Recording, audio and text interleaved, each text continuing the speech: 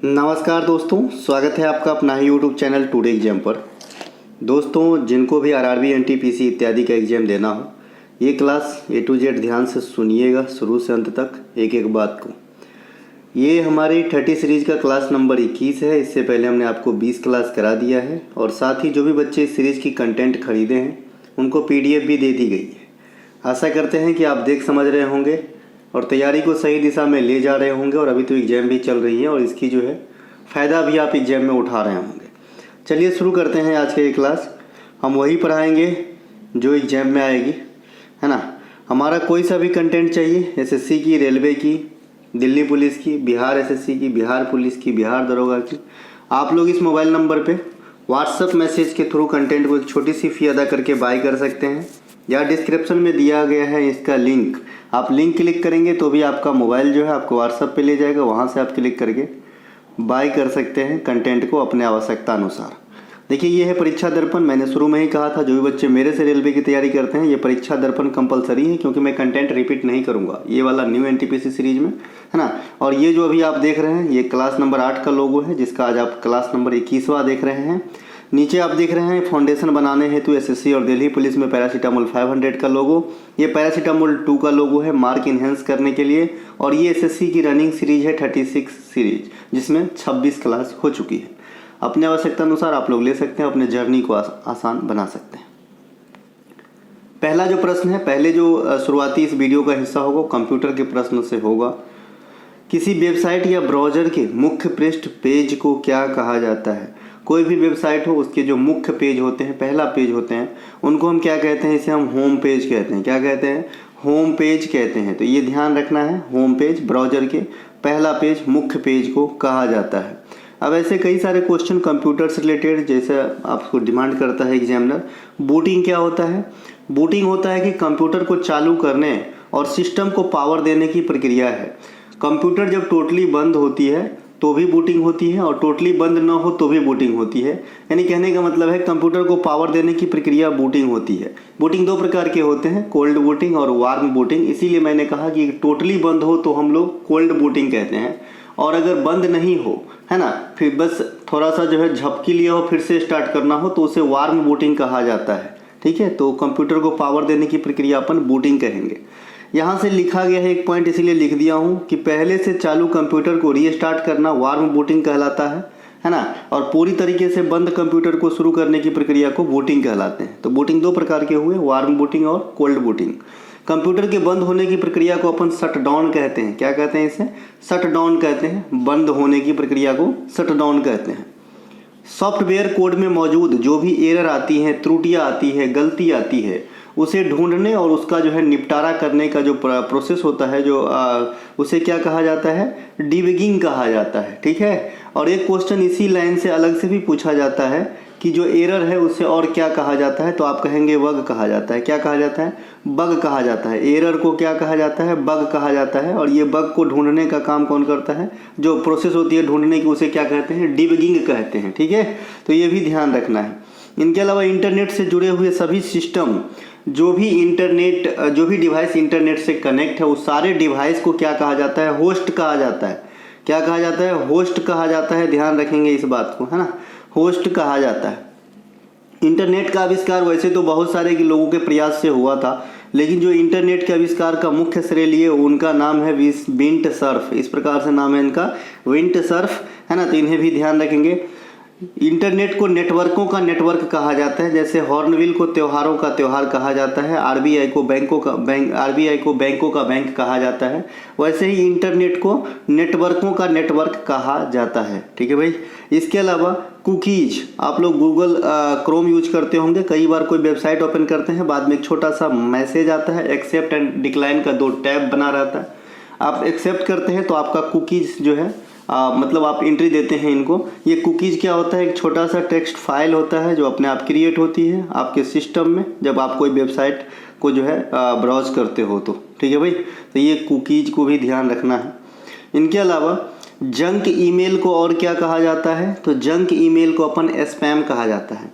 Spam क्या है कि एक बल्क में भेजा गया अनवांटेड मेल है, ठीक है, ये ध्यान रखना है। ये बल्क में भेजे जाते हैं प्रमोशन वगैरह के लिए, एडवर्टाइजमेंट वगैरह के लिए और भी कई सारे पर्पज़ से, है ना। तो जंक ईमेल को स्पैम भी कहते हैं। ये इकट्ठे बल्क में भेजे जाते हैं, यानी थोक के भाव से भेजे जाते हैं।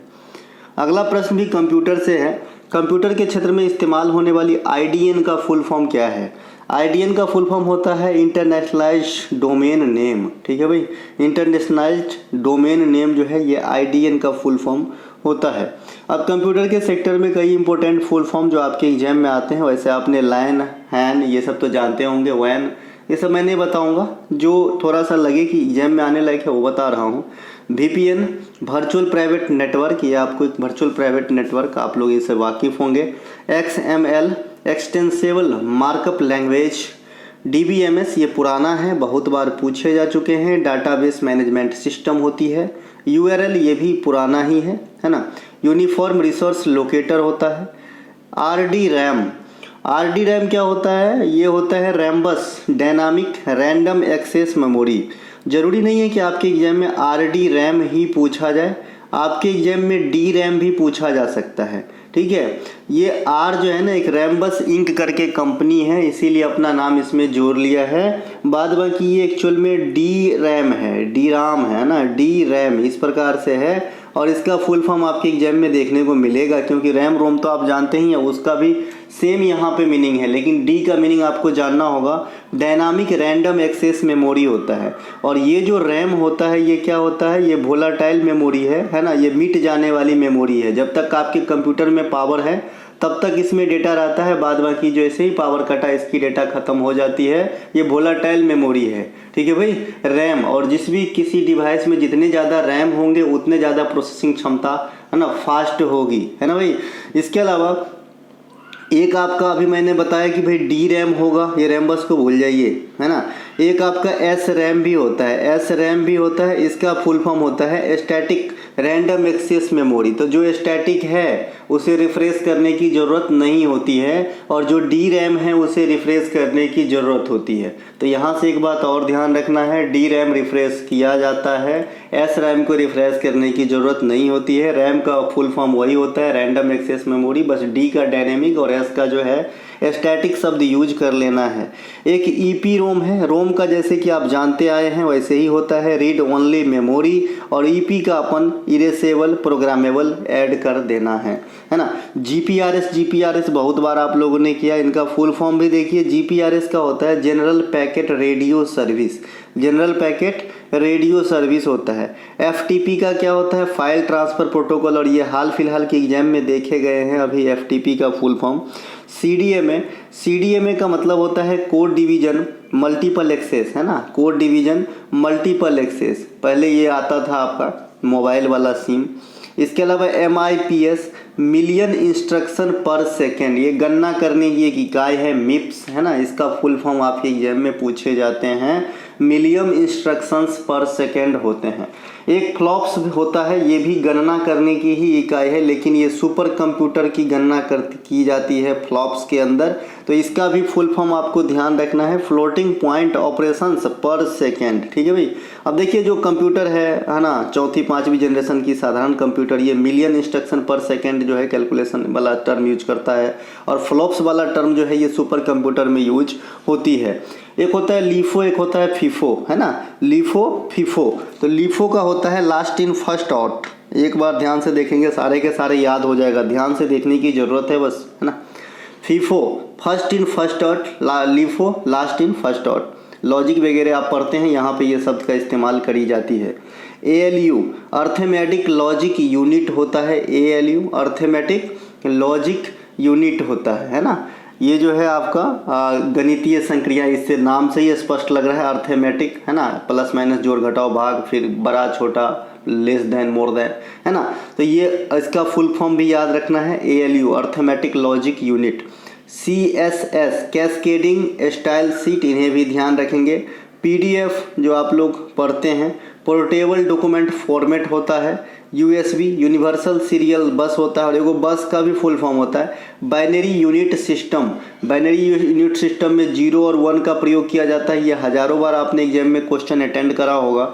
और जो आपका भाई कितने को केबी कहा जाता है, एमबी कहा जाता है, टीबी कहा जाता है, पेटाबाइट कहा जाता है, गीगाबाइट कहा जाता है, ये सब मैं बता चुका हूँ पहले, वहाँ से भी क्वेश्चन आ रहे हैं तो आपको करके जाना है। ठीक है, इसी कड़ी में जो सबसे छोटा है वो है निवल, है ना। निवल क्या बताया था, निवल 4 बिट को 1 निवल कहते हैं, है ना। 4 बिट को बराबर 1 निवल होता है और 2 निवल बराबर 1 बाइट होता है ना, यानी 8 बिट का 1 बाइट। और फिर 1024 बाइट का केबी, 1024 केबी का एमबी, 1024 एमबी का जीबी, 1024 जीबी का टीबी, ऐसा चलता रहता है ना। आई होप आपको आता होगा पहले से, कोई दिक्कत नहीं होगी।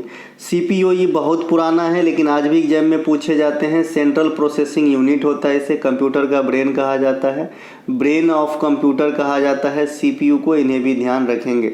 इनके अलावा ASDL ये होता है एसिमेट्रिक डिजिटल सब्सक्राइबर लाइन, इन्हें भी ध्यान रखेंगे। SQL कल की जो वीडियो है इससे पहले वाली 20 नंबर, उसमें मैंने ये कमेंट करने के लिए आप लोगों को बोला था, कोई भी बच्चे शायद कमेंट नहीं किए हैं। बहुत अच्छा, बहुत अच्छे जा रहे हो। स्ट्रक्चर क्यूरी लैंग्वेज, इसका फुल फॉर्म होता है हाई लेवल लैंग्वेज होती है। इसके अलावा कंप्यूटर क्षेत्र में ऑपरेटिंग सिस्टम का जनक किसे कहा जाता है। 3 क्वेश्चन कंप्यूटर से है, पहले बोर मत होइए, बहुत ज़्यादा कंप्यूटर आ रहे हैं आपके एग्जाम में, इसीलिए रखा गया है। कंप्यूटर क्षेत्र में ऑपरेटिंग सिस्टम का जनक कहा जाता है गैरी किल्डैल को, है ना, इन्हें ध्यान रखेंगे। कंप्यूटर का जनक चार्ल्स बेबेज को कहा जाता है, लेकिन यहाँ पे जैसे ही लैंग्वेज चेंज होता है आंसर बदल जाती है। कंप्यूटर का जनक चार्ल्स बेबेज है। आधुनिक कंप्यूटर के जनक एलन ट्यूरिंग है ना। सुपर कंप्यूटर के जनक सैमुर क्रे है ना। पर्सनल कंप्यूटर के जनक ED रॉबर्ट्स है। भारत में सुपर कंप्यूटर के जनक विजय भटकर हैं। तो एक ही कंप्यूटर के जनक वाली बात करें तो कई प्रकार के क्वेश्चन और कई आंसर हो जाते हैं, ध्यान रखना है। इसके अलावा WWW जिसे वर्ल्ड वाइड वेब कहा जाता है and HTML hyper text markup language, ये दोनों का ईजाद, दोनों का खोज जो है टिम बर्नर्स-ली ने किया था। कब किया था तो बात आ जाएगा, तो भाई 1990 में किए थे HTML का खोज, है ना। और ये कौन किए थे, टिम बर्नर्स-ली, तो इन्हें भी ध्यान रखनी, दोनों के दोनों चीज़ का खोज इन्होंने ही किया था। इंटरनेट का पिता जैसे कि पहले क्वेश्चन से ही पता चल गया होगा आपका, बिंट सर्फ को कहा जाता है। मैंने कहा कि सिंगल खोज नहीं किए थे, बहुत अन्य आदमी भी योगदान दिए थे, लेकिन होता है ना कि योगदान बहुत सारे आदमी का लेकिन नाम कुछ गिने चुने आदमी का, है ना। समझने वाले और बहुत कुछ समझ रहे हैं इस बात से, है ना। तो भैया यहाँ पे रैंडम सैमुअल जो है टॉमलिंसन को ईमेल का जनक कहा जाता है ना। वैसे ईमेल में भी यहाँ पे भी लफड़ा है, खोजा किसी और ने लेकिन नाम कमा लिया किसी और ने। यद्रप्पा ऐसा कोई नाम है, साउथ का नाम है, अल्लाह दुरई ऐसा कुछ नाम है, अभी मुझे पूर्ण रूप से प्रोनाउंस याद नहीं आ रहा उनका, है ना। उन्होंने खोजा था, है ना, लेकिन जो है सबसे पहले इसका प्रयोग ये इन्होंने रे टॉमलिंसन ने किया, इसीलिए इन्हें जनक कहा जाने लगा और उनका नाम कहीं गर्त में छुप गया। ठीक है। इनके अलावा कंप्यूटर प्रोग्रामिंग का जनक, है ना, ADA लवलेस को कहा जाता है कंप्यूटर प्रोग्रामिंग के जनक, इन्हें भी ध्यान रखेंगे। आर्टिफिशियल इंटेलिजेंस पहले भी बता रखा हूँ, काफ़ी बार पूछे जाते हैं, जॉन मैककार्थी, क्योंकि आजकल दुनिया इनको लेके चलती है और कुछ दिन के बाद ये इन दुनिया को लेके चलेंगे। इनके अलावा IC चिप का आविष्कारक JS किल्बी है, इन्हें भी ध्यान रखेंगे। ये जो है चिप वगैरह सभी ने देखा ही होगा, 3rd जनरेशन के कंप्यूटर में इसका इस्तेमाल होना स्टार्ट हुआ था। अगला प्रश्न है, राज्य निर्वाचन आयोग किस अनुच्छेद के अंतर्गत नगरीय संस्थाओं में चुनाव का संचालन करता है। कौन से आर्टिकल ऐसा पावर, ऐसा प्रावधान किया है कि भाई जो राज्य के अंदर नगर पालिका की चुनाव होती है वो चुनाव कंडक्ट कराते हैं राज्य चुनाव आयोग। तो ये आर्टिकल 243 के है।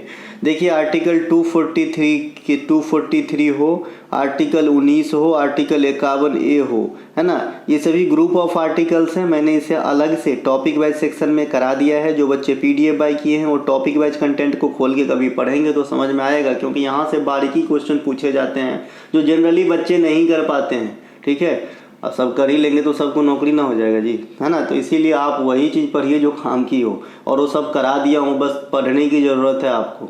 ठीक है, तो ये 243 के है। इसके अलावा संविधान 73वां और 74वें संशोधन अधिनियम 1992 के अंतर्गत राज्य चुनाव आयोग का गठन किया गया था।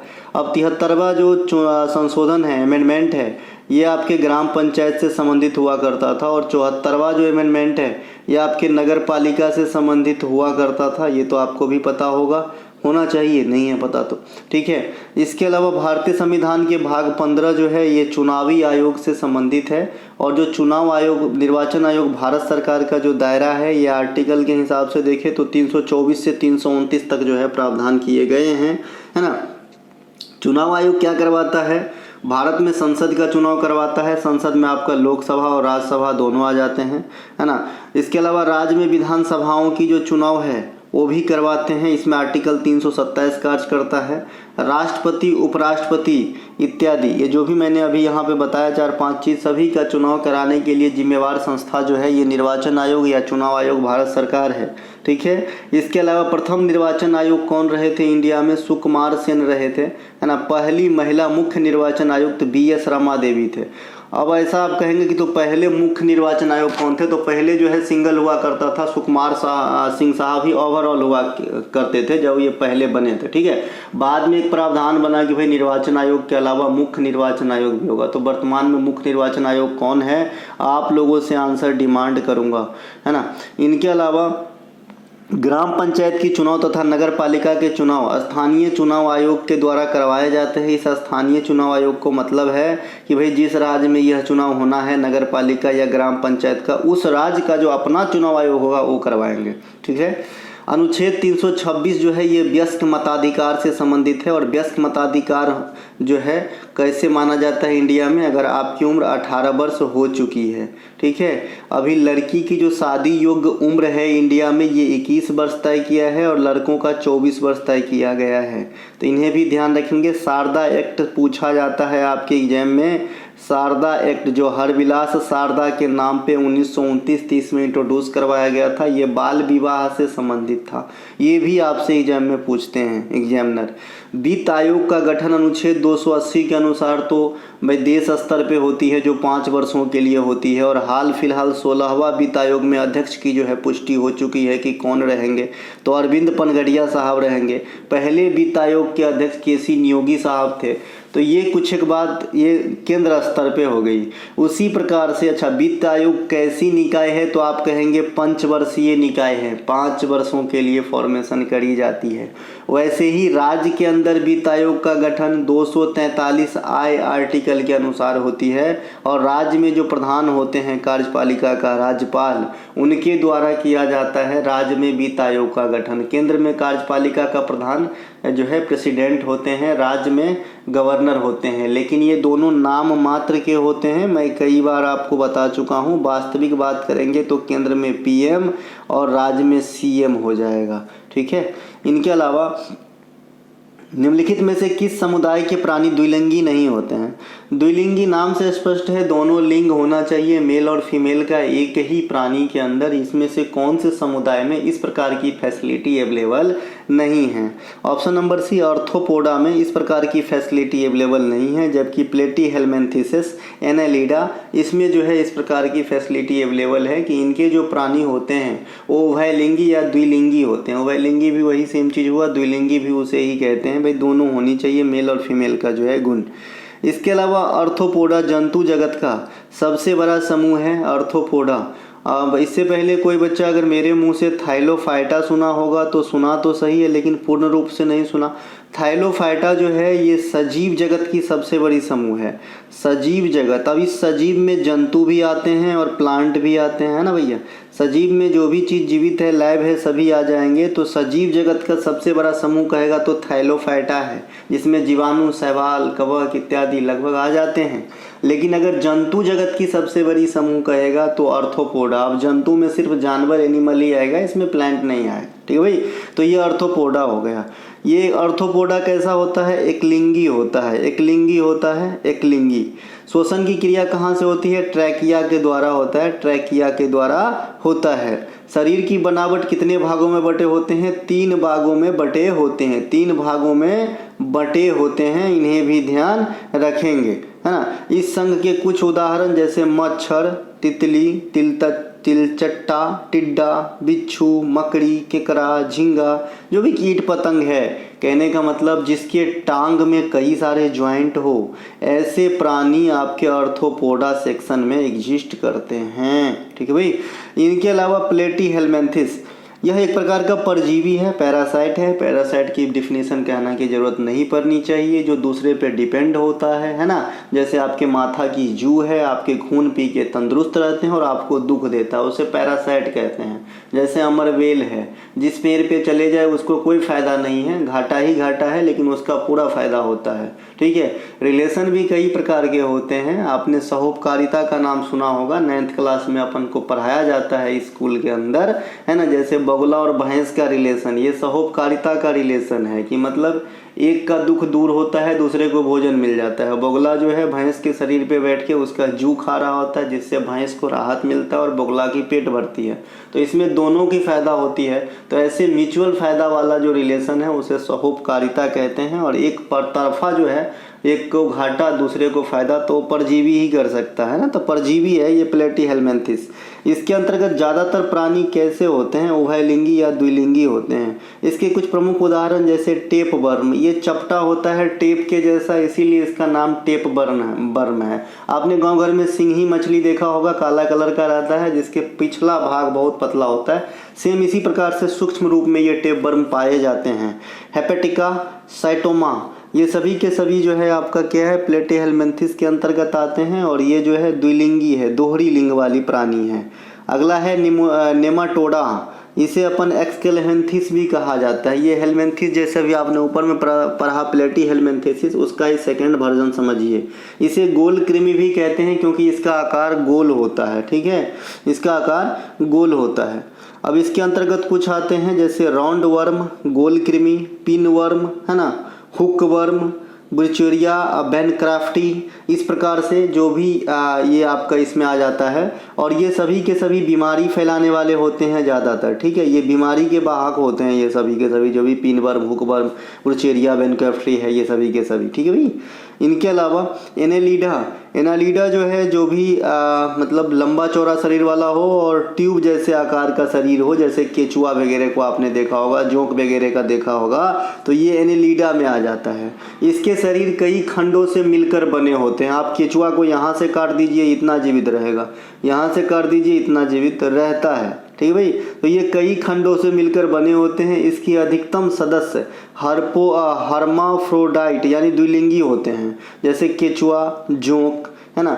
इनके अलावा पोरीफेरा, इसे स्पंज भी कहा जाता है, पोरीफेरा को। इस वर्ग के जीवों में शरीर में बहुत सारे छिद्र होते हैं। मान लीजिए ये जीव है, इसमें कई सारे छिद्र होते हैं, है ना। और इसी छिद्र में जो मिनरल्स वगैरह बह के जाते हैं पानी में, ये इसमें फंस जाते हैं, जिससे ये लाभ प्राप्त करते हैं। तो इसे कहते हैं अपन पोरीफेरा या स्पंज भी कहते हैं। इस प्रकार का आप जो है चित्र देख लीजिएगा। हमारा चित्रकला बहुत ज़्यादा कमज़ोर है, आप सभी को पता होगा। द्विनाम पद्धति का जनक कैरोलस लिनियस को कहा जाता है, ये तो आप भी जानते होंगे। हम निकलते हैं आगे की तरफ। अगला है डॉक्ट्राइन ऑफ लैप्स, सिद्धांत के अनुसार झांसी को ब्रिटिश राज्य में कब मिलाया गया था, है ना। तो ये 1853 में मिलाया गया था और सबसे पहले मिलाया गया राज्य सतारा था 1848 में। सतारा महाराष्ट्र में है। व्यापक सिद्धांत या फिर doctrine of lapse Lord Dalhousie के द्वारा चलाया गया था, है ना। इसके तहत सतारा को सबसे पहले ब्रिटिश साम्राज्य के अधीन मिलाया गया था 1848 में, नागपुर को 1854 में और झांसी का मैंने क्वेश्चन बना दिया था। यही 3 आपके एग्जाम में पूछे जाते हैं, है ना। भारत के में रेलवे की शुरुआत 16 अप्रैल 1853 को मुंबई से ठाणा 34 किलोमीटर की दूरी तय किया गया था। ये डलहौजी के काल में ही हुआ था।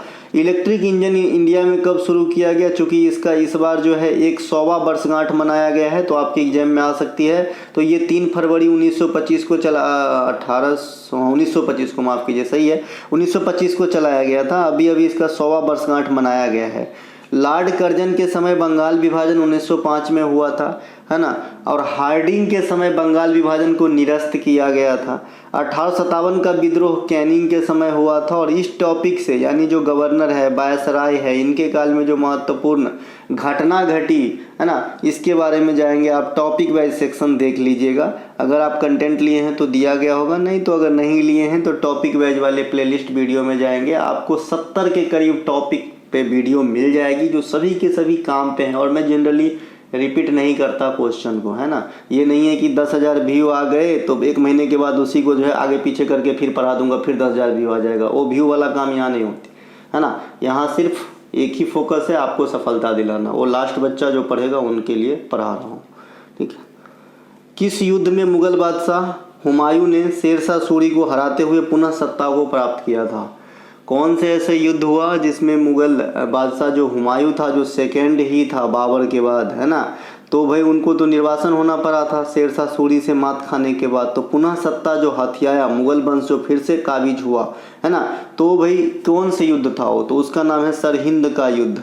ये सरहिंद का युद्ध 1555 में मुगल बादशाह हुमायूं, है ना, और सिकंदर शाह सूरी जो सूरवंश के थे, इनके बीच में हुआ, और फिर से जो है हुमायूं को जो है सत्ता हाथ लगी मुगल वाली, ठीक है। हुमायूं ने 1533 ईस्वी में दीन पनाह नगर की स्थापना की। ये भी आपके एग्जाम में पूछे जाते हैं कि दीन पनाह नगर की स्थापना किसने किया था। हुमायूं नामा के लेखक पूछे जाते हैं गुलबदन बेगम, लेकिन मुझे ये समझ में नहीं आ रहा है कि जब ऐसी बात है कि भाई इनको सिलेबस से हटा दिया गया है तो एग्जाम में क्वेश्चन क्यों पूछे जा रहे हैं। हाल फिलहाल भी क्वेश्चन पूछे जा रहे हैं, और मैंने पहले भी कहा था कि एग्जामिनर आपको फिरकी ले सकता है, इधर भले ही हटा दिया हो लेकिन तुरंत तो नहीं पावर मतलब अमल में आ जाती है ना, तो क्वेश्चन पूछे जा सकते हैं मुगल से भी, और पूछे जा रहे हैं, ठीक है भाई।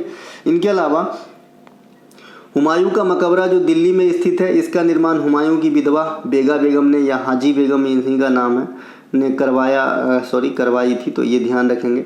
इनके अलावा 1539 में चौसा का युद्ध शेरशाह सूरी और हुमायूं के बीच में होता है। हार तो इस बार भी हुमायूं की ही हुई थी, है ना, लेकिन यह निर्णायक युद्ध नहीं हुआ। बाद में शेरशाह सूरी जो है एक और युद्ध हुआ 1540 में, जिसे बिलग्राम या कन्नौज का युद्ध कहा जाता है। यह युद्ध जो है निर्णायक सिद्ध हुआ, और यहाँ पे हुमायूं को अलग होना पड़ा, सत्ता छोड़ना पड़ा, और शेरशाह सूरी ने विजय होते हुए सूरवंश की स्थापना की थी, ठीक है भाई।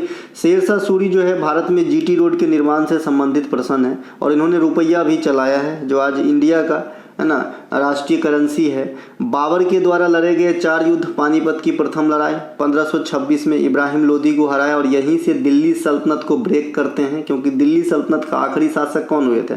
इब्राहिम लोदी हुए थे, ठीक है। इनके अलावा खानवा का युद्ध 1527 राणा सांगा के साथ में हुआ था। चंदेरी का युद्ध 1528, है ना, घाघरा की लड़ाई 1529, ये सभी के सभी लड़ाई में बाबर ने विजय प्राप्त किया था। बाबर को कलंदर भी कहा जाता था। अंडमान और निकोबार का गठन किस वर्ष किया गया था? अंडमान निकोबार का गठन जो है ये 1956 में किया गया था। इंडिया में मैक्सिमम जो यूटी है ना, जो यूनियन टेरिटरीज है, चंडीगढ़ को छोड़ दिया जाए, पुदुचेरी को छोड़ दिया जाए, है ना, तो मैक्सिमम जो यूनियन टेरिटरीज है ये 1956 में ही जो राज्य पुनर्गठन वाली बात चली थी वहीं से जो है स्थापित है, ठीक है। तो अंडमान निकोबार भी यहाँ जो है 1956 में स्थापित हुए। इस टॉपिक से क्वेश्चन एग्जाम में जो है घूम रहे हैं, तो आपको पढ़ना चाहिए। अंडमान और निकोबार को 1956 में भारत का केंद्र शासित प्रदेश घोषित किया गया। प्रादेशिक राजधानी पोर्ट ब्लेयर, जिसका बदला हुआ नाम हाल फिलहाल बदला गया है, विजयपुरम कर दिया गया है। दक्षिण अंडमान द्वीप पे है इसकी राजधानी। यह बंगाल की खाड़ी में स्थित है। भारत का सक्रिय ज्वालामुखी बैरन द्वीप अंडमान निकोबार में स्थित है। इससे विशेष जानकारी हमने अंडमान निकोबार में कौन बड़ा द्वीप है, कौन छोटा द्वीप है, कितने द्वीप है, कौन सी भाषा बोली जाती है, कौन सी त्योहार होती है, कौन सी नृत्य होती है ना, कौन कौन से प्रजाति के लोग रहते हैं, शैंपेन ओंग वगैरह, ये सभी हमने अच्छे से क्लास में करा दिया है रेलवे सीरीज वाले में। तो देखे होंगे तो याद आया होगा, नहीं देखे होंगे तो आप महान हैं। अंडमान निकोबार द्वीप समूह अरकान योमा पर्वत जो म्यांमार के अंदर है, वैसे म्यांमार के अलावा और भी कई देश में एग्जिस्ट करते हैं, लेकिन ज़्यादातर होने के कारण म्यांमार का नाम दिया जाता है, ठीक है। तो ये जो अरकान योमा का जलमग्न जलप्लावित क्षेत्र है, उसी अंडमान निकोबार को यही अरकान योमा का जो है जलमग्न क्षेत्र माना जाता है, समझ में है ना। इनके अलावा 1 नवंबर 1954 को पुदुचेरी एक केंद्र शासित प्रदेश के रूप में बना था। अब यहाँ पे बहुत सारे क्लू है। पुदुचेरी को क्या हुआ, पहले आज़ाद करवाया फ्रांसीसी के चंगुल से, क्योंकि ये फ्रांसीसी कॉलोनी थी, है ना, और गोवा जो है पुर्तगाली कॉलोनी थी। तो भैया ये फ्रांसीसी के चंगुल से 1954 में एक केंद्र शासित प्रदेश बना दिया गया। फिर 1962 में फ्रांसीसी भारत के 4 पूर्व उपनिवेश है ना, जो इनका नाम यहाँ पे दिया है पुदुचेरी, कराईकल, माहे और यमन को एक साथ मिला करके 1963 में एक समझौता हुआ पेरिस में, है ना, और फिर जो है पूर्ण रूप से पुदुचेरी भारत का अंग बना। तो ये समय समय पे आप बदला हुआ स्पीच देख रहे हैं। लेकिन अगर आपसे पूछे कि भाई पुदुचेरी कब यूटी बने, तो 1954 आंसर करना है। इसके अलावा जो पदुचेरी है उसका रिलेशन प्राचीन काल से भी है। इस पे पहले पल्लव ने शासन किया, है ना, फिर बाद में इस पे चोल ने भी शासन किया। चोल वंश के संस्थापक कौन है? विजयालय, है ना, कौन है? विजयालय। और पल्लव वंश के संस्थापक कौन है? सिंह विष्णु। तो दोनों को ध्यान रखना।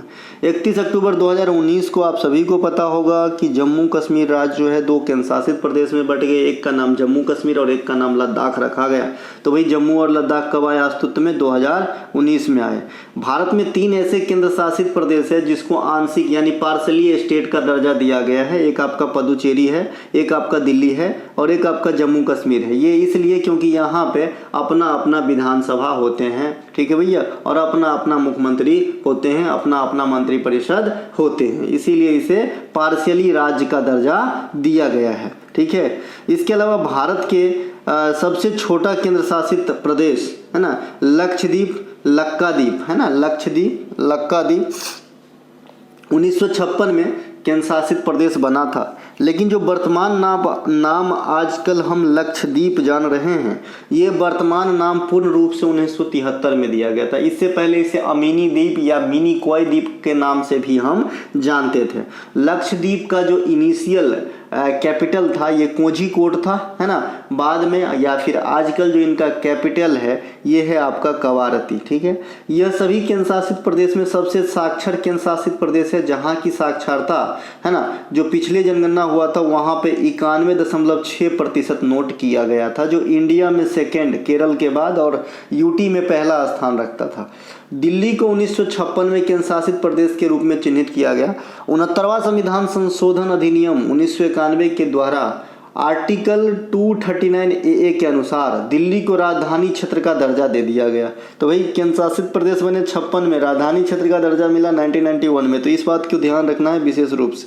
वर्तमान में दिल्ली की मुख्यमंत्री चूंकि नवनिर्वाचित है तो आपको याद रखना चाहिए, रेखा गुप्ता नाम है और ये दिल्ली के चौथी महिला मुख्यमंत्री है। इससे पहले जो मुख्यमंत्री थी वो भी महिला ही थी, आतिशी नाम थे उनके, है ना। इनके अलावा जो उपराज्यपाल है वर्तमान में दिल्ली के विनय कुमार सक्सेना साहब हैं, इन्हें भी ध्यान रखेंगे, जिन्होंने अनिल बैजल को रिप्लेस किए थे। चंडीगढ़ 1966 में केंद्र शासित प्रदेश बनते हैं और चंडीगढ़ एक विशेष प्रकार का केंद्र शासित प्रदेश है ना, क्योंकि ये केंद्र शासित प्रदेश ये बहुत बड़ा क्षेत्र नहीं है, ये एक डिस्ट्रिक्ट के जैसा है, एक शहर के जैसा, एक जिला के जैसा है चंडीगढ़, ठीक है। ये केंद्र शासित प्रदेश है और 2 बड़े बड़े स्टेट पंजाब और हरियाणा दोनों के राजधानी के रूप में कार्य करते हैं, है ना। और इसके वास्तुकार का नाम भी पूछे जाते हैं, ली काबूजियर, तो इन्हें भी ध्यान रखेंगे। 26 जनवरी 2020 को जो केंद्र शासित प्रदेश दादर नगर हवेली और दमन एवं दीव दोनों को मर्ज करके एक कर दिया गया। तो ये भी क्वेश्चन एग्जाम में आ सकती है कि भाई ये जो है दमन एवं दीव और दादर नगर हवेली एक दमन के रूप में कब भर के आया, तो आप कहेंगे 2020 में, है ना। ये रहा भाई वर्तमान में आपके जो केंद्र शासित प्रदेश हैं और उनके जो प्रमुख हैं। अंडमान निकोबार का एडमिरल DK जोशी साहब हैं। चंडीगढ़ के प्रशासक हैं गुलाबचंद कटारिया, है ना। दादर नगर हवेली एवं दमन एवं दीव के प्रफुल्ल पटेल हैं। दिल्ली के विनय कुमार सक्सेना है ना। अब देखिए कहीं कहीं क्या कहा जाता है प्रशासक, कहीं कहीं क्या कहा जाता है उपराज्यपाल, जैसे दिल्ली में उपराज्यपाल कहा जाता है, दादर नगर हवेली में या फिर दमन जो वर्तमान में है उनको में वहाँ प्रशासक कहा जाता है। जम्मू कश्मीर में मनोज सिन्हा हैं, लद्दाख में BD मिश्रा हैं, है ना। लक्षद्वीप में प्रफुल्ल पटेल हैं, पदुचेरी में के कैलाश नाथन हैं, इन्हें भी ध्यान रखेंगे। आधुनिक आवर्त सारणी में कुल कितने अधातु तत्व होते हैं? आधुनिक आवर्त सारणी में कुल 20 अधातु तत्व होते हैं। कितने होते हैं? 20। आधुनिक आवर्त सारणी का जनक मेंडलीव को कहा जाता है ना। सही बात है जी, मेंडलीव को ही कहा जाता है। उन्होंने 1869 में अपनी आवर्त सारणी को प्रकाशित करवाए थे।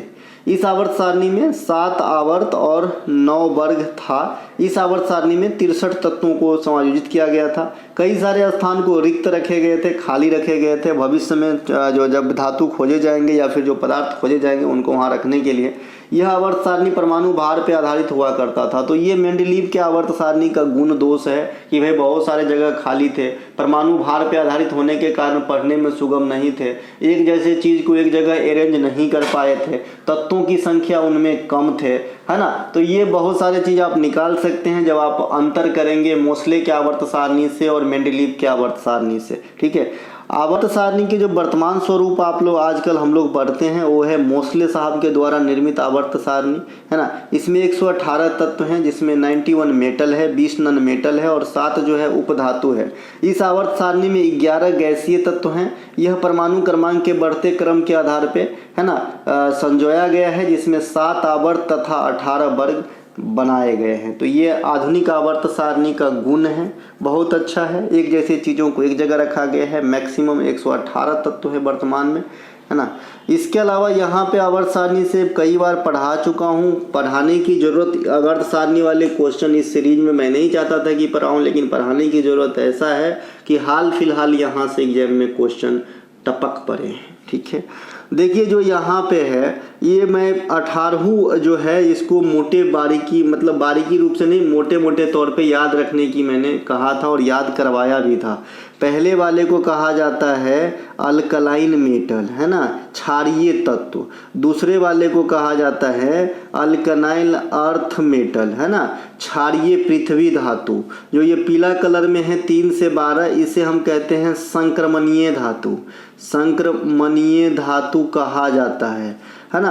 और फिर जो पहला अक्षर है उसी के नाम से स्टार्ट हो जाते हैं। अगर आपको वर्ग 13 कहे तो बोरॉन फैमिली कहेंगे, 14 कहे कार्बन फैमिली, 15 कहेंगे नाइट्रोजन फैमिली, 16 कहेंगे तो ऑक्सीजन फैमिली भी कह सकते हैं या केल्कोजन कह सकते हैं, 17 कहेंगे तो हेलोजन फैमिली कहेंगे और 18 कहेंगे तो नोबेल गैस फैमिली कहेंगे। तो इस प्रकार से हम 18 वर्ग को मोटे मोटे तौर पे याद रख लिए। इसके बाद हम इसे ब्लॉक के तौर पे याद रखते हैं। प्रथम 2 जो है इसे हम कहते हैं एस ब्लॉक एलिमेंट्स, है ना। जो ये 3 से 12 हैं इसे हम कहते हैं डी ब्लॉक एलिमेंट्स, और ये 13 से 18 हैं इसे हम कहते हैं पी ब्लॉक एलिमेंट्स, और ये नीचे जो लेंथेनाइड और एक्टेनाइड है इसे हम कहते हैं एफ ब्लॉक एलिमेंट्स। तो ऐसे ध्यान रखेंगे एलिमेंट्स के तौर पे, ठीक है भाई। तो इतने से काम चलती है। फिर तीसरी बात क्या है ना, कि भाई ये जो नीचे देख रहे हैं आप लेंथेनाइड से स्टार्ट हुए जिसे हम कहते हैं मतलब लेंथेनाइड, और जो एसी से स्टार्ट है उसे हम कहते हैं एक्टियोनाइड। ये पहले तत्व के नाम पे ही रख दिया गया है। जो लेंथेनाइड है लेंथेनियम से लिया गया है ना। तो ये जो लेंथेनाइड वाला ग्रुप है चाहे एक्टियोनाइड वाले ग्रुप है, इन दोनों में 15-15 तत्व 15-15 जो है तत्व एग्जिस्ट करते हैं। इस बात को ध्यान रखना है। दूसरा जो लेंथेनाइड श्रेणी होती है उसकी कलर कैसी होती है, अब ऐसे क्वेश्चन पूछे जाने लगे हैं। तो ये चांदी के चमक जैसा तत्व इसमें आते हैं, ठीक है। और जो एक्टियोनाइड वाले समूह हैं इसमें क्या है, इसमें रेडियोधर्मी ग्रुप आते हैं ना, रेडियोधर्मी ग्रुप आते हैं। और रेडियोधर्मी ग्रुप किसे कहते हैं आप आई होप अच्छे से आप जानना चाहिए। आपको नहीं जानते हैं तो आप कमज़ोर हैं। रेडियोधर्मी का मतलब होता है कि जिसकी नाभिक जो है, जिसकी न्यूक्लियस जो है ना, स्टेबल नहीं है, अस्थाई नहीं है, अस्थाई है ना। रेडियो सक्रियता का परिभाषा भी तो यहीं से आते हैं, है ना। तो ध्यान रहे। तो जैसा मैंने कहा लेंथेनाइड में आएंगे चांदी के चमक यानी वायर धातु के ग्रुप हैं ये, और जो एक्टियोनाइड है वो रेडियोधर्मी तत्वों का समूह है। दोनों में 15-15 है और दोनों को सम्मिलित रूप से हम एफ ब्लॉक एलिमेंट्स कहते हैं। जो मैंने पढ़ाया अभी मौखिक रूप से यही चीज़ यहाँ पे लिखा गया है। बस लेंथेनाइड का परमाणु क्रमांक याद रखना है 57 से 71। एक्टियोनाइड का परमाणु क्रमांक 89 to 103 तक है। समूह 1 और 2 को एस ब्लॉक, है ना, फिर 3-12 डी ब्लॉक, 13-18 पी ब्लॉक, और फिर लेंथेनाइड एक्टियोनाइड एफ ब्लॉक, ये यहाँ पे लिखा है, ठीक है। इसके मैं अलग से भी वीडियो बना दिया हूँ आवर्त सारणी में। अरे 2 साल पुराने हो गए तो क्या हो गए, चीज़ें बदल जाएंगे क्या। किसी परमाणु कक्षा में मैक्सिमम नंबर ऑफ इलेक्ट्रॉन, है ना, वर्गों के, है ना, वर्गों के वर्ग की दुगुनी होती है, ये चीज़ बदल जाएगी क्या। तो जाके देखो ना मेरे भाई, नंबर उठाओ ना भाई, पास हो ना, नौकरी लो ना, सेटल हो जाओ ना, क्यों घूम रहे हो, ठीक है। न्यूलैंड के अष्टक नियम यह 1866 में दिया गया था। इस नियम ने उन्होंने 56 तत्वों को उनके बढ़ते परमाणु भार के क्रम में व्यवस्थित किया था। और इन्होंने कहा था अष्टक के नियम में कि भाई हर 8वां तत्व का गुणधर्म समान होता है। अगर मान लीजिए मैं 0 से लिखना स्टार्ट करूं तो 7 नंबर, या 0 से कंफ्यूज हो जाओगे आप, 1 से 8, तो भाई इसके और इसके गुणधर्म जो है मिलेंगे, ठीक है। तो ये थे न्यूलैंडस के नियम, अष्टक का ऑक्टेव लॉ। खेलो इंडिया पैरा गेम्स 2025 का शुभंकर मस्कट क्या था, उज्ज्वला। देखो खेलो इंडिया पैरा गेम्स का 2 ही एडिशन अभी हुआ है। पहला हुआ था 2023 के अंदर, दूसरा हुआ है 2025 के अंदर। दोनों बार का जो मस्कट है ये उज्ज्वला रहा है। उज्ज्वला जो है गोरैया का नाम है, ठीक है। खेलो इंडिया का प्रथम संस्करण 2023 में हुआ था, यहाँ लिखा है। दिल्ली में कराया गया था पहले एडिशन, सेकेंड एडिशन भी दिल्ली में ही हुआ है 2025 में, और दोनों बार के विजेता हरियाणा रहे हैं, पहला हो चाहे दूसरा, ध्यान रखेंगे। खेलो इंडिया यूथ गेम जो इसकी शुरुआत है 18 में हुआ था और दिल्ली से हुआ था। अभी इसके जो है लेटेस्ट वर्जन 2025 में बिहार में खेले गए हैं, बिहार के 5 जगह में, जहां पे विजेता रहे हैं महाराष्ट्र। और 2024 में भी खेलो इंडिया यूथ गेम के विजेता महाराष्ट्र ही रहे थे। तो 24 का पूछे चाहे 25 का, दोनों का रहे कौन विजेता? महाराष्ट्र। कब से स्टार्ट हुआ? 18 से। जब स्टार्ट हुआ तो इसका नाम, इनिशियल नाम क्या था? खेलो इंडिया स्कूल गेम नाम हुआ करता था। ये यूथ के जगह पे पहले स्कूल शब्द था इसमें, ठीक है। और जो बिहार में हुआ है खेलो इंडिया यूथ गेम 2025, इसके शुभंकर थे गज सिम्हा, ठीक है। खेलो इंडिया शीतकालीन गेम 2025 लद्दाख और जम्मू कश्मीर दोनों में सम्मिलित रूप से कराए गए हैं। ये पहला मौका है जब खेलो India winter game Jammu Kashmir के बाहर किसी अन्य क्षेत्र में कराए गए हो। इस बार लद्दाख और जम्मू दोनों जगह कराया गया है, ठीक है। कुछ खेल लद्दाख में, कुछ जम्मू कश्मीर में। इनके विजेता कौन रहे हैं? भारतीय सेना रहे हैं, तो ये ध्यान रखेंगे। और 2024 का भी है ना विजेता भारतीय सेना ही थे। तो 24 चाहे कहे चाहे 25, दोनों के जो विंटर वाला गेम के विजेता हैं वो इंडियन आर्मी है। पहले खेलो इंडिया बीच गेम्स 2025 में ये खेलो इंडिया के कड़ी में एक नया गेम जोड़ा गया माननीय खेल मंत्री के द्वारा। अब ये बीच, खेलो इंडिया बीच समझ रहे हैं ना? बीच मतलब जल राशि के किनारे वाला जो एरिया होता है उसे बीच कहते हैं, है ना। तो उस बीच वाला गेम को जो है इसमें जोड़ा गया खेलो इंडिया के कड़ी में। और पहला एडिशन जो है ये दमन एवं दीव में कराए गए, ठीक है भाई, है ना। और इसमें 6 खेल को शामिल किया गया था और 2 प्रदर्शनी खेल को शामिल किया गया था।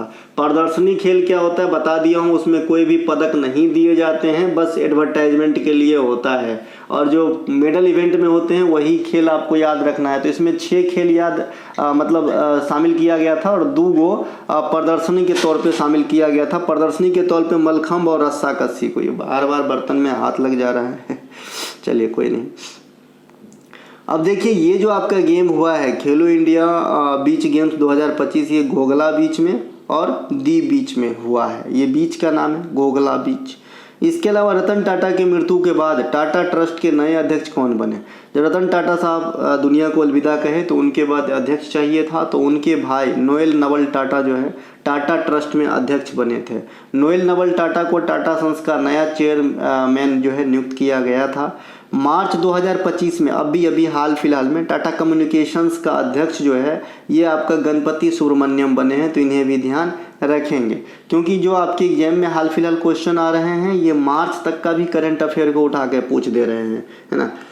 निम्नलिखित में से किसका मिलान सही नहीं है? फुगोयू ज्वालामुखी ग्वाटेमाला, नरगोनो करवाक एक क्षेत्र है अजरबैजान और आर्मेनिया के बीच, ये सही है।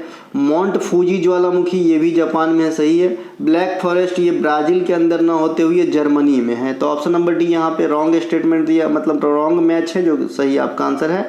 बाद में कि तीनों का मिलान सही करके दिया गया है ABC में।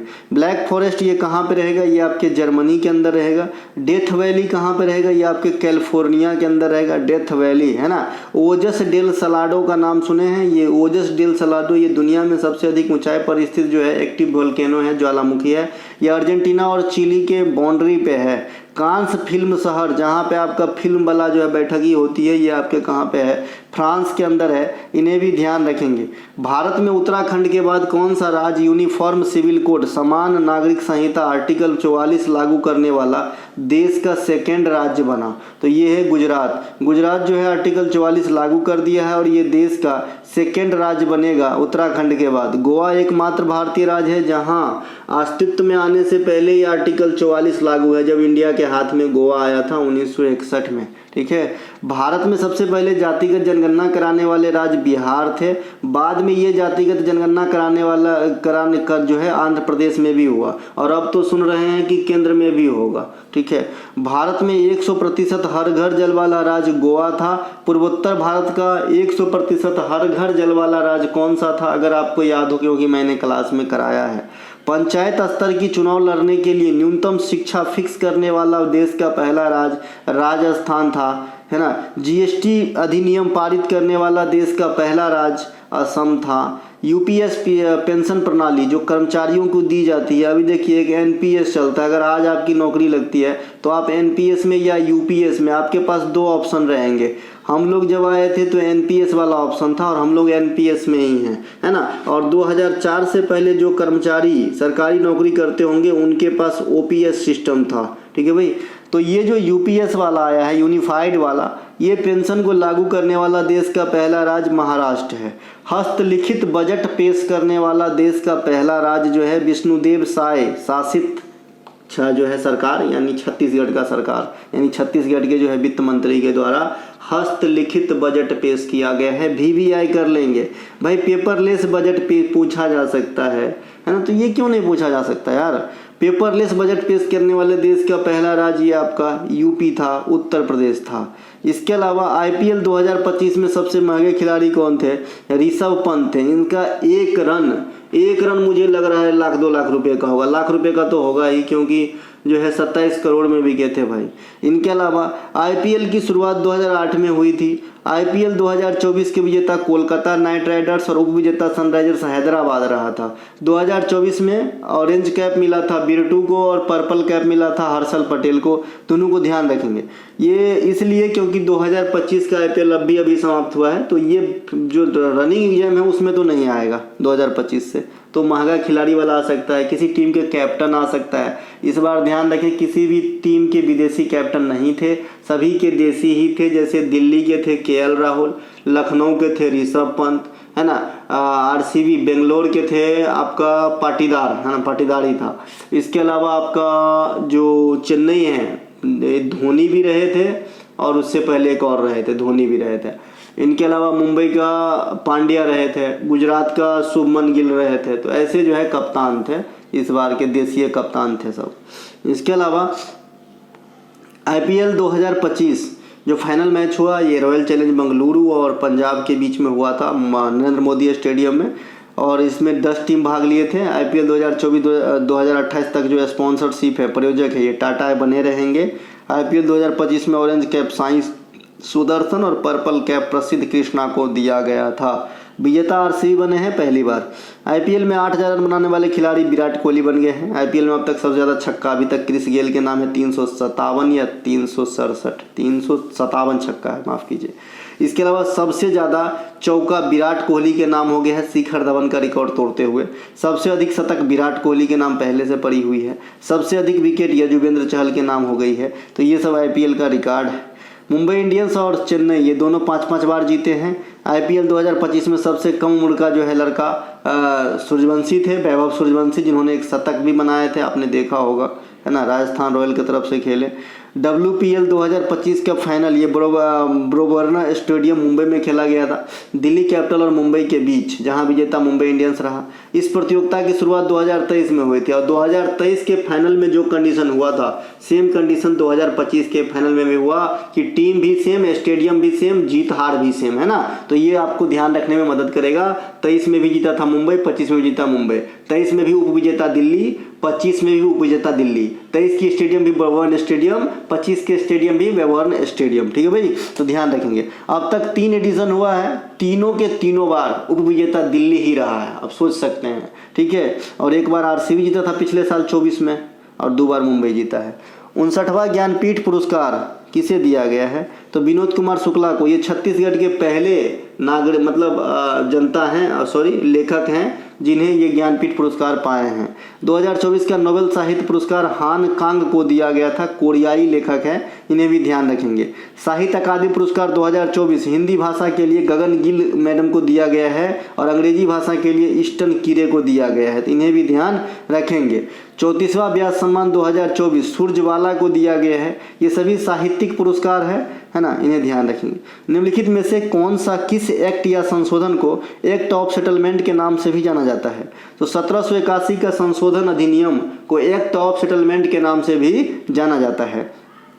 1773 में आया रेगुलेटिंग एक्ट, जो भारत में ईस्ट इंडिया कंपनी के कार्यों को नियमित और नियंत्रित करने की दिशा में ब्रिटिश सरकार द्वारा उठाया गया पहला ठोस कदम था। यहीं से तो सब खेला स्टार्ट होता है ना। और इसके बाद जो है आपका ये हुआ था सबसे पहले खेला स्टार्ट हुआ था आप कहेंगे तो 1765 से, जब आपका बक्सर के युद्ध में हार मिला था ना, तो बहुत सारे जगह बिहार, उड़ीसा, बंगाल की दीवानी प्राप्त हो गई थी, तो टांग पसारना वहीं से स्टार्ट किए। फिर ये अंग्रेज़ों के द्वारा पहला अधिनियम था, है ना, और यहाँ से फिर बढ़ते बढ़ते इतना हद से ज़्यादा बढ़ गए, है ना।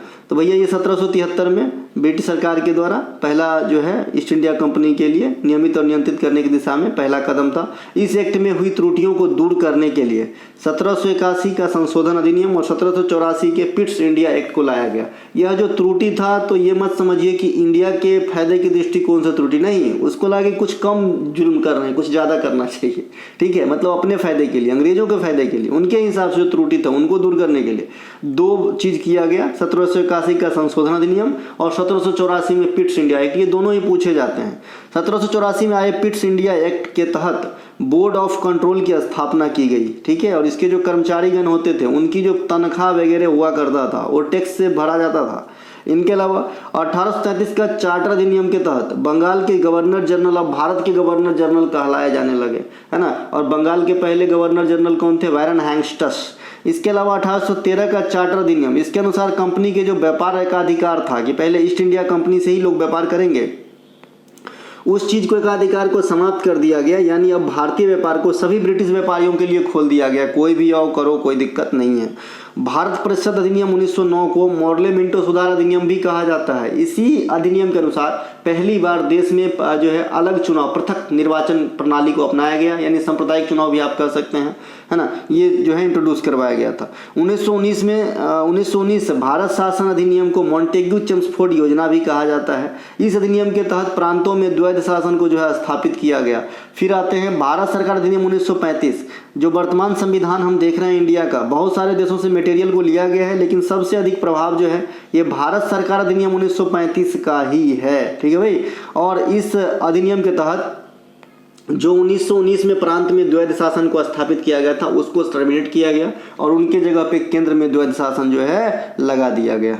भारत में ईस्ट इंडिया कंपनी को 31 दिसंबर 1600 ईस्वी को महारानी एलिजाबेथ प्रथम ने जो है व्यापार अधिकार पत्र जो है सौंपे थे।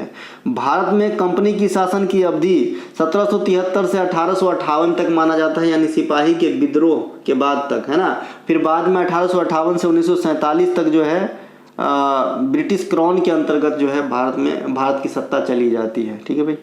इनके अलावा the new icon Savarkar and the fact नामक पुस्तक के लेखक कौन है? तो ये नई सीरीज की किताब है, अरुण शौरी साहब का, बहुत बड़े राइटर हैं। अरुण शौरी की अन्य पुस्तक में आएंगे टू सेंट्स, दो साधु, वर्शिपिंग फॉल्स गॉड, गलत भगवान की पूजा पाठ, ए सेकुलर एजेंडा, है ना। इनके अलावा फैलिंग ओवर बैकवार्ड्स ETC, ये सभी के सभी पुस्तक अरुण शौरी साहब के द्वारा लिखा गया है। विटनेस नामक ऑटोबायोग्राफी लेखिका साक्षी मलिक है। ऑटोबायोग्राफी कहने का मतलब ही होता है कि वो आदमी खुद ही लिखे होते हैं अपने जीवनी, ठीक है। तो साक्षी मलिक रेसलर इन्होंने लिखी है। Bring it on the incredible story of my life के लेखिका दीपा मलिक है, इन्हें भी ध्यान रखेंगे, है ना। इनके अलावा द स्मॉल वंडर नामक पुस्तक दीपा कर्माकर से संबंधित है, जो उनके कोच के द्वारा लिखा गया है, ठीक है भाई। विशेश्वरी नंदी नाम है उनका, उनके द्वारा लिखा गया है the small wonder, Deepa Karmakar का। ये खुद नहीं लिखी है, इनके ऊपर लिखा गया है।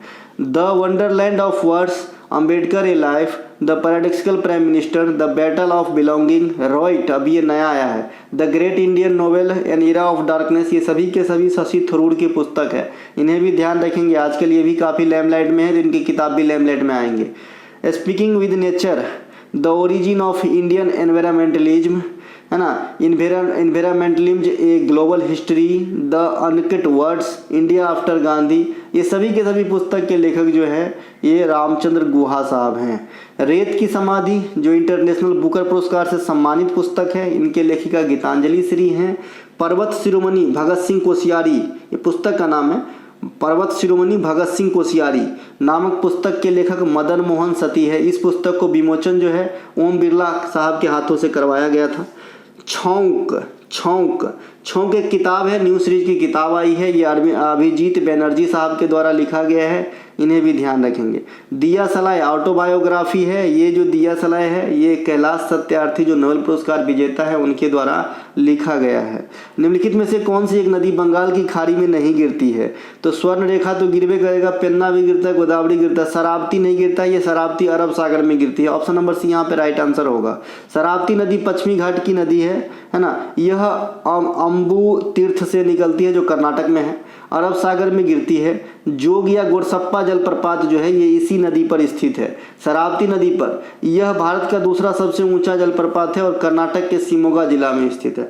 भारत का सबसे ऊंचा जलप्रपात कूचिकल जलप्रपात है जो बराही नदी पर है, ठीक है। और ये दूसरा सबसे ऊंचा जलप्रपात है जोग या गोरसप्पा। पहले यही सबसे ऊंचा जलप्रपात हुआ करता था, लेकिन बाद में डिटेक्ट हुआ कि भाई जो आपका कूचिकल जलप्रपात है इसकी हाइट जो है जोग या गोरसप्पा फॉल से अधिक है। पेन्ना नदी ये कर्नाटक के नंदी पहाड़ी से निकलती है तथा बंगाल की खाड़ी में गिरती है। एक क्वेश्चन मैं आप लोगों से यहाँ पे पूछ ही लेता हूँ, नंदी अवार्ड कौन से राज्य सरकार के द्वारा दिया जाता है? नंदी अवार्ड जो है ये कौन से राज्य सरकार के द्वारा दिया जाता है एसएससी वालों? ठीक है, स्वर्ण रेखा नदी का उद्गम छोटा नागपुर का पठार है, ये अपना पूर्व भाग में है, पूर्व नॉर्थ ईस्ट में, झारखंड वगैरह भाई है ना। यह बंगाल की खाड़ी में गिरती है, इसी नदी पर हुंडरू जलप्रपात स्थित है। छोटा नागपुर पठार को भारत का रूर कहा जाता है क्योंकि ये खनिजीय दृष्टिकोण से परिपूर्ण है। गोदावरी नदी का उद्गम महाराष्ट्र के नासिक से होती है जहाँ पे 2027 में कुंभ मेला लगेंगे, ठीक है। और ये इसे दक्षिणी गंगा या वृद्ध गंगा भी कहा जाता है। दक्षिण भारत की गंगा कहेंगे तो कावेरी होगा, लेकिन खाली दक्षिणी गंगा 2 ही बार में लिखा है तो गोदावरी होगा। पेनिनसुलर इंडिया प्रायद्वीपीय भारत की ये सबसे लंबी नदी है, कौन सा? आपका गोदावरी।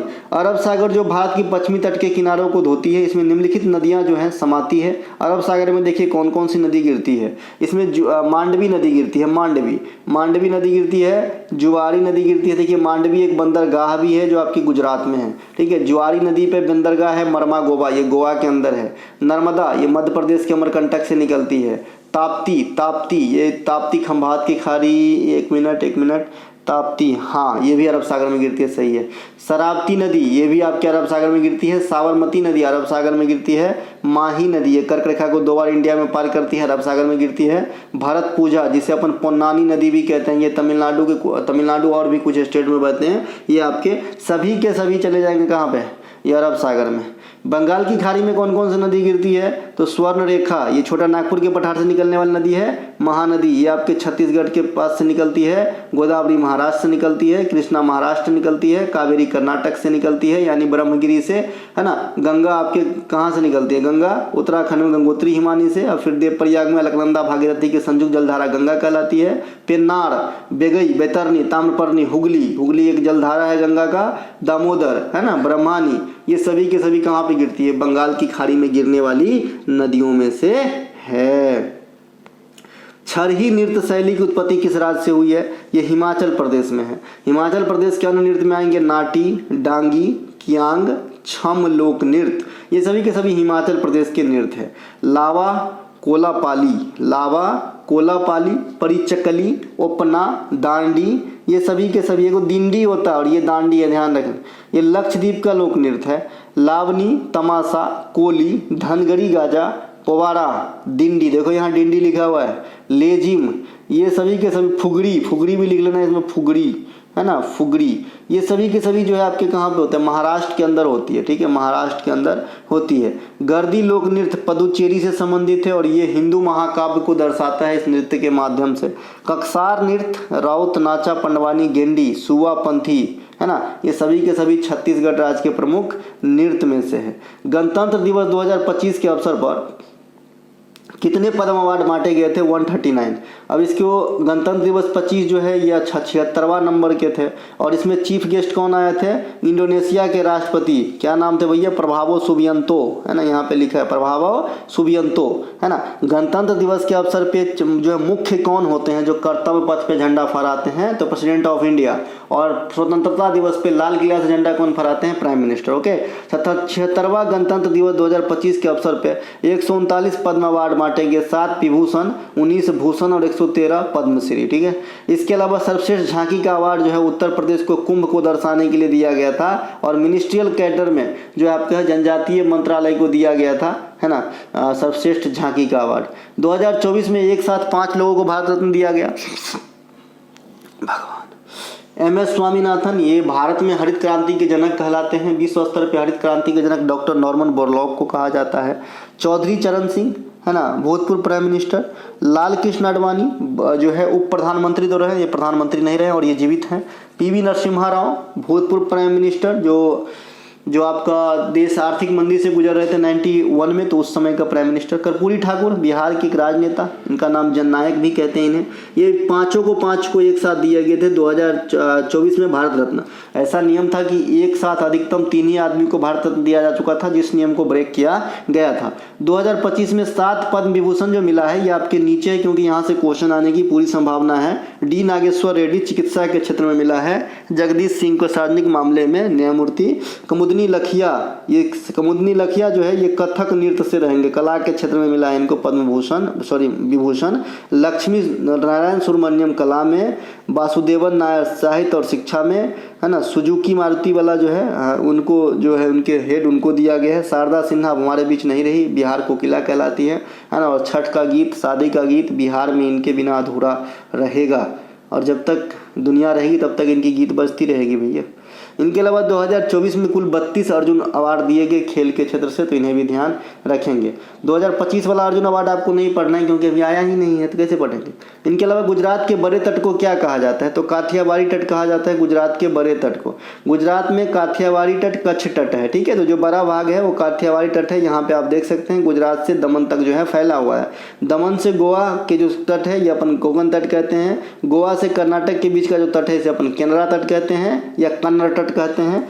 कर्नाटक से केरल यानी केरल के तट को मलबार तट कहते हैं। तो इस प्रकार से अपन याद रख लेना है। फिर इस साइड आएंगे तो पूर्वी भाग में कोरोमंडल तट है, उत्तरी सरकार है, और आपका जो है उत्कल तट है। उत्कल तट उड़ीसा के पूर्वी भाग में स्थित है, महानदी का जो है डेल्टा उस क्षेत्र में, ठीक है भाई। तो ये सब कुछ बात है, आपको ध्यान रख लेना है। पर्वत की बात करेंगे तो पश्चिम साइड में पश्चिमी घाट है और पूर्व में पूर्वी घाट है। पश्चिमी घाट की लंबाई ज़्यादा होती है, 1600 किलोमीटर के लगभग होती है। यहाँ से कई सारे नदियाँ निकलती है और ये भारत में हॉट स्पॉट है। ये सब ध्यान रख लेंगे, काम होगी। चलते हैं आगे। पश्चिमी घाट को सह्याद्री रेंज भी कहा जाता है, जो ऊपर में लिखा हुआ है। और पूर्वी घाट और पश्चिमी घाट का मिलन जो है यहाँ पे होगा आपके तमिलनाडु के नीलगिरी में, ठीक है।